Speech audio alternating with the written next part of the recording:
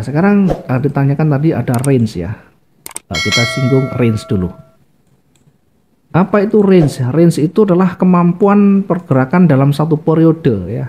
Nanti juga penting sekali untuk mengetahui tingkat kejenuhan.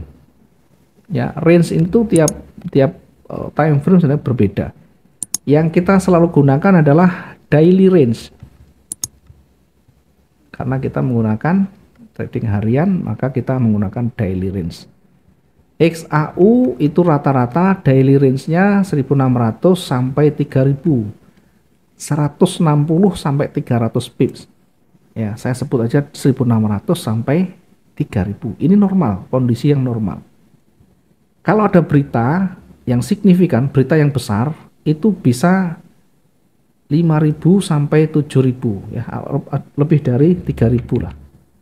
Bisa 4000 sampai 7000. Ya, diingat ada berita bisa mencapai 4000 sampai 7000. Di kondisi luar biasa, mungkin ada krisis, mungkin ada bencana alam dan sebagainya, atau ada news besar yang di luar kebiasaan, emas itu bisa sampai 13.000. Di atas itu sepanjang sejarah masih belum ya, masih jarang. Jadi kondisi normal itu ya, pasar itu ya begitu. Kalau kita jualan bakso misalkan, satu hari mesin giling kita hanya mampu menggiling 20 kuintal misalkan. Satu hari dipaksa menggiling 100 kuintal juga tidak bisa kemampuannya. Karena dalam 1 jam bergeraknya sekian, kemudian kekuatan mesinnya nanti hanya sekian kilo dan sebagainya. Tidak bisa dipaksa. Satu dari sisi kemampuan itu. Yang kedua dari sisi daya beli. Pelanggan kita hari-hari misalkan satu hari itu plus minus kira-kira penghasilan 100 juta dengan jualan bakso misalkan. Maka hari-hari naik turun di kisaran ini. Tidak ada tiba-tiba langsung 500 juta. Tidak ada. Kemampuannya tidak cukup. Penggilingannya tidak cukup. Tenaganya tidak cukup. Pelanggannya tidak ada. Kecuali mungkin ada kondisi tertentu yang dia ada permintaan yang besar. Tapi jarang. Itu seperti halnya news ya tadi, kondisi-kondisi tertentu. Sama dengan pasar. Pasar ini pemegang besarnya dari Eropa. Pasar uang ini pemegang saham terbesar itu dari Eropa ya. Jadi mereka pemain besar ini atau bank besar ini perputarannya sekitaran itu. Ya, kecuali mungkin kondisi-kondisi ada berita tadi, permintaan lebih tadi. Nah, sekarang apakah kita harus menghitung dengan angka ini? Apakah menghitung dengan angka ini? Tidak usah. Kita pakai yang visual, yang gampang saja ya. Gampang tapi mengena. Yang kita lihat adalah 1 hari sebelumnya dan beberapa hari sebelumnya. Yang terdekat adalah 1 hari sebelumnya. Kalau 1 hari sebelumnya itu lebih pendek dari hari sebelumnya, maka buat rata-rata. Kalau 1 hari sebelumnya lebih panjang dari rata-rata, maka buat juga rata-rata. Gitu ya. Nah, saya contohkan begini. Saya contohkan misalkan begini. 1 hari kemarin, ini range-nya yang terdekat ini.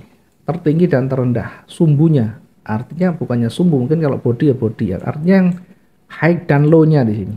Kemudian kalau kita lihat dari hari sebelumnya. Ini mendekati. Ini lebih pendek. Ini sama, ini lebih panjang. Jadi kalau kita rata-rata yang mendekati di sini kita turunkan sedikit. Karena ada lebih panjang, ada lebih pendek, lebih panjang banyak. Maka kita bisa merata-rata di antara ini, ya, di antara ini. Ini lebih besar sedikit karena lebih panjang, ini lebih panjang, lebih panjang. Ya, meskipun ada lebih pendek lagi, nah ini lebih panjang. Kita kira-kira segini. Sehingga kalau kita mengukurnya, misalkan ke depan. Kalau dia turun, kira-kira mengukurnya begini. Berarti sampai di sini kira-kira. Karena di sebelah bawah ada support, maka kemungkinan sampai di sini. Kalau dia turun, arahnya merah. Tapi kalau arahnya sudah naik, nanti beda lagi. Nah, sekarang sudah ada di atas, high-nya di sini. Maka tepat nanti kalau pas di sini. Kalau tidak ada naik lagi ya. Nah, ada naik lagi, berarti kita geser lagi yang tinggi. Ada naik lagi berarti tertinggi di sini. High-nya di sini, maka kemungkinan nanti pasar itu kira-kira titik jenuhnya ya antara ini sama ini, karena di sini ada supportnya. Kita geser. Nah, kira-kira di situ. Nah, ini kan sampai di sini dan berakhir di sini. Sehingga tujuannya untuk apa? Minimal kita tidak terjebak dengan pengambilan posisi yang berada di titik harga rendah. Kalau harga sudah mendekati harga rendah, harga jenuhnya, daily range-nya, maka berhati-hati. Jangan mengambil posisi-posisi sell di saat harga itu sudah merendah. Sebaliknya, jangan mengambil posisi-posisi buy saat harga itu berada di puncaknya. Nah, berikutnya juga demikian nanti. Kira-kira ya masih sekitaran itu ya. Atau kalau misalkan ada anjlok berkurang kecil ya berarti akan memulai pergerakan yang baru. Ini kan sudah panjang, biasanya akan berkurang. Nah, biasanya akan berkurang. Minimal kita juga bisa mengukur begini. Panjang, pendek, ya kita bisa gunakan lebih pendek dulu. Kenapa? Karena yang kemarin sudah panjang ini. Ya, karena kemarin sudah panjang, kita bisa turunkan sedikit. Ya, coba kita lihat. Nah, berarti kalau sudah naik, ini di sini. Tertingginya di ujung sumbu atas. Kira-kira nanti kalau dia turun, berada di kisaran di sini. Ini adalah titik jenuhnya. Sehingga di titik jenuh itu bisa kita manfaatkan peluang pembalikan, ya, peluang pembalikannya.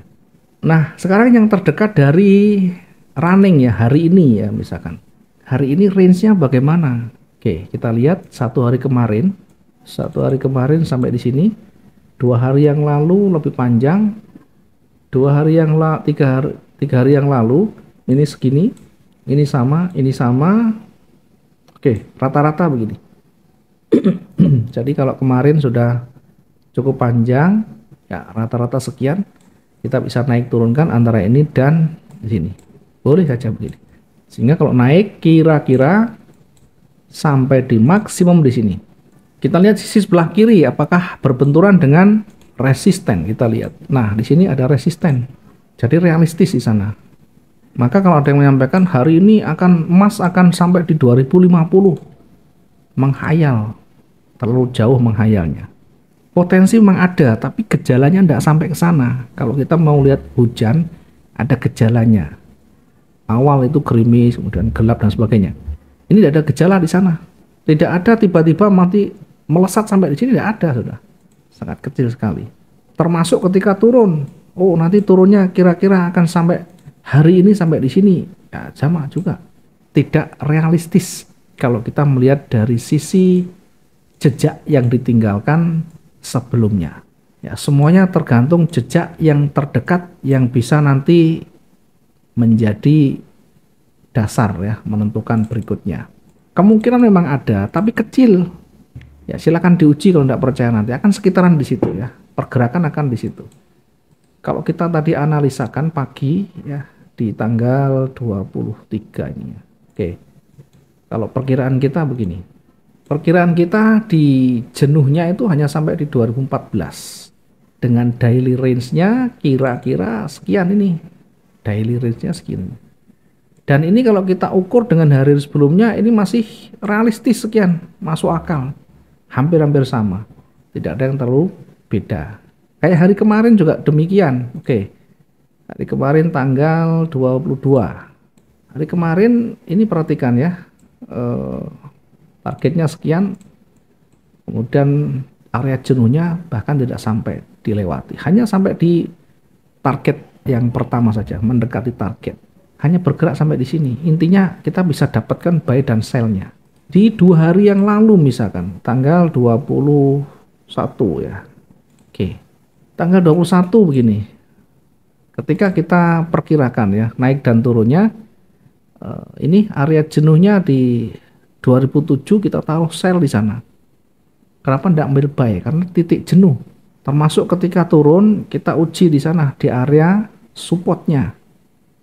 Kenapa tidak mengambil sell di sini? Karena ini area support berpeluang memantul. Maka kita hindari, ambil di sisi yang agak jauh.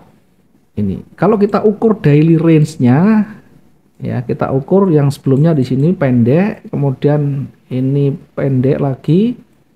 Nah, kita menggunakan rata-rata karena ada yang pendek panjang, kita gunakan tidak terlalu pendek dan tidak terlalu panjang, akhirnya seperti ini. Sehingga kalau naik kira-kira ya mendekati di sini, tetapi karena di sisi atas itu sebelah kiri ada resisten, maka saya tarik di sini maksimum. Nah, ini persis di situ. Kenapa selalu pas begitu? Karena pasar itu selalu kembali ke support resisten yang pernah dibentuknya. Oke, sementara untuk materinya ini dulu, masih ada trigger yang lain yang bisa melengkapi nanti cara kita entry. Tadi sudah ada 3 minimal, nanti kita akan tambahkan lagi. Setidaknya semakin banyak petunjuk untuk kita entry, semakin mendekatkan kita pada tingkat probabilitasnya. Sampai di sini mungkin ada yang mau ditanyakan, silakan kalau mau ditanyakan Pak Indra atau Pak Rudi.